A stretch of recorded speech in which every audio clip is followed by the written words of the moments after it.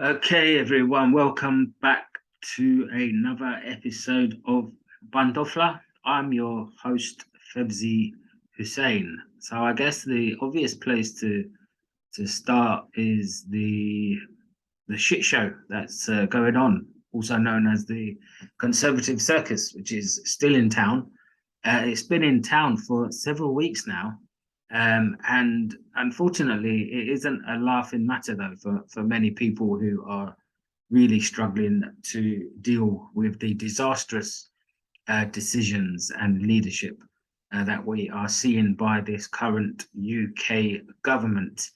Well, in the last episode, I think we were talking about the fact that Liz Truss had succeeded as in the Tory party leadership race. She pipped Rishi Sunak by something like 85,000 votes to 60,000. I was actually surprised that Rishi Sunak got as many votes as that, knowing what most Conservative voters are like when it comes to the skin tone of an individual.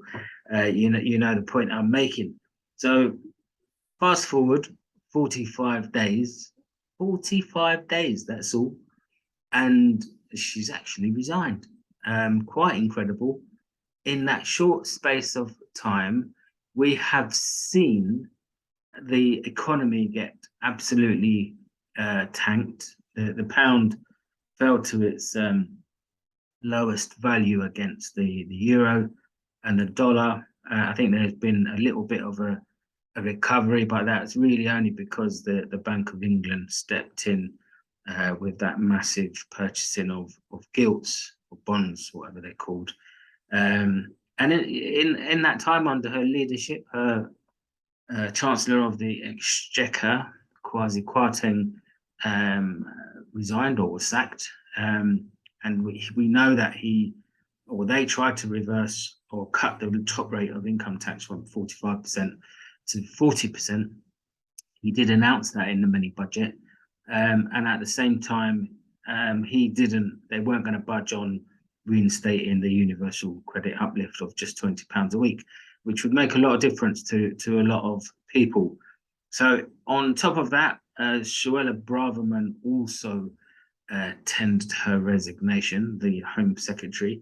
So it's like literally every single day there was something dramatic happening, and it was pretty hard for political correspondents to keep up with all of the excitement. But there were some really good headlines. Even at one of the staunchest allies of the Conservative Party, I think it was the Daily Star, they had a really, well, it wasn't a great headline for Liz Truss. They likened her to a lettuce, a wet lettuce. So I guess the writings on the wall when one of your biggest supported newspapers are kind of describing you as a wet lettuce. And then there was an issue around which I want to touch on very briefly. Suella Braverman, when one of her last speeches in the House of Commons, it may have been her last one actually, where she was doing this big, big spiel about woke karate and tofu eating, and I was like, what have people who eat tofu ever done to you, man? Why are you demonizing people who eat tofu? So anyway, literally the day after, she handed in her resignation, and then the day after that, or the second day, that was the day that Liz Truss, the 45th day of her campaign leadership, her time as a prime minister, when she stood down, there was a fantastic tweet by Chris Bryant, MP, who's a Labour MP for the Rhondda, and Chris Bryant tweeted, "Tofu 1, Braverman 0, and lettuce 1, Truss 0." Now, probably quite a cheap shot by Chris Bryant to tweet that, but it was funny. I have to say, I did enjoy that. So we're now back to the situation, the ridiculous situation, whereby people are really pissed off because you had hoisted on us a new prime minister who literally, how much of the population voted for her? I think there was 140,000 people who voted, and by my calculations, that's about 0.02 of the UK population. How is that healthy democracy? How is that accountability when a prime minister is hoisted on the British public? And so we've had to stomach that once already, and we're now having to stomach it again by the look of things, because obviously Truss has resigned, and the Tory party, I guess, have to find a leader, and de facto that leader will become the prime minister. And guess who has put his name in the hat? None other than that. I won't swear. None other than Boris Johnson, that literally incompetent, lying, law-breaking prime minister who resigned back in July. Now, interestingly, Labour Party are currently, according to many polls, 30 odd points ahead. I think some polls put them up to 36 points ahead, which is a staggering lead. And I guess there's no way that the Conservatives will want to go to the polls with the general election right now, because they will get absolutely annihilated. So they're going to stretch it out for as long as they can and try, and I guess they'll be praying that the political climate changes, the political atmosphere, and they'll be putting in sweeteners and doing everything they can to get the public on their side. So it'll be interesting to see what they plan to try to recover that deficit. So going back to the leadership race, which will de facto become the race for the next prime minister, the front runners, and they have to get 100 seats. This is a new mechanism because we've had two prime minister elections that are controlled by the Conservatives thrust on us in such a short space of time, literally 2 in 6 weeks. So what they did before was they whittled down the lowest person in the poll was eliminated, and then the final two went to a ballot of Conservative members.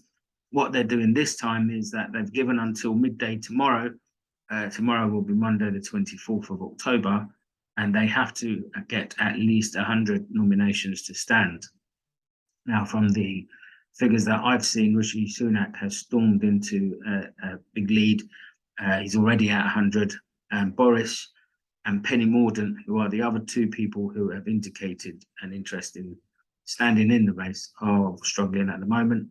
And it's interesting that I'm going to actually show you some of the incredible, what some of the ministers at the time under Boris were saying about him. And then, now that he's resigned and he's kind of back in the fold, because it is bizarre that a lot of the Tory party membership seem to have an affinity with him, and that despite the fact that the guy is definitely incompetent. We don't use that word lightly. He didn't attend none of the first 5 Cobra meetings, and over 200,000 people have died from COVID under his watch. It's a very long list, Partygate, the Christmas U-turns. It's a really long list of catastrophic decisions that really impacted on the British public. So it's looking as though at this moment in time, Boris and Penny Mordaunt won't make the cut. In which case, if that happens, the next prime minister will be Rishi Sunak. And I talked about this on a previous episode. We touched on the fact that obviously Barack Obama was the first president of color in America. And we were saying, when will we ever see that in the UK? When will we see a black prime minister? And where the Labour Party are, we were saying at the time that we couldn't see that happening in the Labour Party. The shadow government team isn't really reflective of, that rich diversity. Yes, there's a healthy gender balance, but beyond that, it's not good, in my opinion. And the Tories are going to steal a march on Labour if Rishi is successful, because he will become the first black or brown leader of the country, which will be an interesting development, that's for sure. But we'll need to see how that goes. But I want to touch a little bit about Boris Johnson, because this is a man who resigned from his post as Prime Minister, I think it was in July.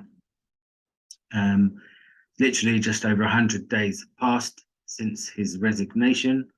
And I was reading with amazement messages from the likes of Nadeem Zahawi, who is saying that Boris is the person with the mandate to come back and be the Prime Minister again.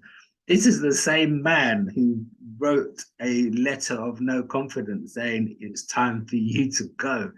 You can't Adam and Eve, honestly. They're just they really are a circus. I think that's the best way to describe the Conservatives at the moment. So Boris Johnson, since he left the Prime Minister's office in July, yes, he's the MP for Uxbridge, so he still has a responsibility to his constituents. And he's been, I understand, according to reports, he's been on free holidays since July. This is a person who's paid handsomely as an MP, and he has a duty to his constituents. But Boris has been to Slovenia, he's been to Greece, and he's been to the Dominican Republic. And interestingly, he's cut short his holiday with his family in the Dominican Republic because he's heard Truss has resigned, and he obviously wants to come back to the UK and start his campaign to try to get back into office. You honestly couldn't make this shit up. Look, I think what we need to do, I think, as if you're listening to this podcast episode, your MPs have a responsibility to you. And if you have got a Tory MP who is, your constituency MP, you should be writing to them and holding them to account and making them understand and be fully aware of your discontent around Tory party policies. We've covered the whole issue around the cost of living. We touched on the Enough is Enough campaign. The cost of living is biting hard. People are really struggling. People are having to wear layers. They're not opening their heating. And it's still, yes, it's fresh in the morning, but temperatures are still around 17, 18, 19, certainly here in London, which is a bit of a relief. So people can probably get away with not having their heating on, certainly during the day. So, people aren't struggling to make donations to the food banks. It's just a very, very difficult time. And you've got the Tory party who are dropping the cap on bankers' bonuses. You can see who their priorities are. It certainly isn't the vast majority of us in society who are struggling to, deal and live with the cost of living crisis. So that's my rant on what is currently going on with this government. It really is a shit show. I'm going to I'm going to cross over to Texas. Those of you who have listened to our last episode will have heard the wonderful Delilah Barrios, who is standing for governor in Texas, along with her other Green Party colleagues as part of the ticket. Now, I think Delilah's campaign is going from strength to strength. I've been following her since we've done the interview, and you can see the policies that she stands for. She is genuinely a true socialist. Obviously, she's passionate about the environment and ending fossil fuel subsidies, I think, is one of her big priorities. But she's got some fantastic policies, very supportive of trans issues, and very sensible on a raft of other issues. So if you have any family and friends in Texas, obviously you've got the Democrats and the Republicans have, dominated politics for a long time. But when we were talking, I think it's very similar in quite a few countries now. There really isn't a big difference between left and right, if that's what you want to call it. The politics are kind of merging into one blob in terms of the main parties. And you have to look at some parties who offer something different, a bit of fresh air. And I think that, the mandate, the policies that Delilah wants to stand on really do offer a fresh political outlook. And Bandofla has been saying, Texas needs a change. Texas needs Delilah. So Delilah, keep on campaigning hard. Everyone who has family in Texas, do put the message out to get that vote, get the X in the box for Delilah. If you can hear any noise, it's just started absolutely pissing it down here in Palmer's Green in North London. So apologies about that. So the other couple of things I really want to touch on. I was in Westminster in the week to support Sukhdev Real. Sukhdev is someone else who you will know we've been covering, and the murder of her son, Ricky Real. It's 25 years since Ricky was found in the River Thames in Kingston. And it's clear, reading the book, Ricky Real, Silence is Not an Option, which I would really recommend you purchase and read. I think the police, the Metropolitan Police, have really let the Real family down. But Sukhdev is a massive fighter, a brilliant campaigner for racial justice, and she is not gonna, let go of this fight for justice. So do check that book out. It's called Ricky Real, Silence is Not an Option. And Sukhdev was actually on Good Morning Britain just last week, highlighting her campaign. So we wish Sukhdev all the best, and she will be joining us in a future episode soon. Final point I want to touch on is I had the real honor last week of spending 3 days in Calais in northern France, where we teamed up. I'm a trustee of a wonderful charity here in the UK called Communication Workers Union Humanitarian Aid. And CWHA hooked up with Care for Calais and also the Refugee Community Kitchen. And we did some brilliant outreach work with Care for Calais. We went out and basically hooked up with a big group of refugees and handed out some warm clothing. There was a hot drink station, there was ball games, there was a barbering point, there was a bike repair unit, a bike repair station. They were playing dominoes. It just allowed these people to feel human again after all the dehumanizing kind of lives that they've led, that the way they've been demonized by the French police, who regularly basically go and tear down their tarpaulin tents and take all their belongings, confiscate their sleeping bags. How are these people supposed to live? I actually spoke to a couple of Afghan refugees. The guy I was speaking to was telling me that he's got family in Birmingham and family in London. And this whole Rwanda policy is such a waste of time. It's all a gimmick, wolf whistling gimmick, which isn't doing anything to disencourage the refugees to come over to the UK. I asked him what sort of money he was paying to the human traffickers, and he said he needs to find at least £1,500 to cross in a rubber boat, which will probably have 60 to 90 people on there when it should only have about 25 to 30. So these crossings are netting the human traffickers at least £100,000 each time. Why don't this government just organise safe passage, and process these individuals? And they're not illegal immigrants. No one is illegal. We should organise safe passage for the refugees and allow them to be processed in line with our immigration procedures. And we know that the vast majority are processed successfully, which is why the government are desperate to move the goalposts, so that they clamp down on the numbers. Interestingly, there wasn't large numbers of refugees. We were quite surprised.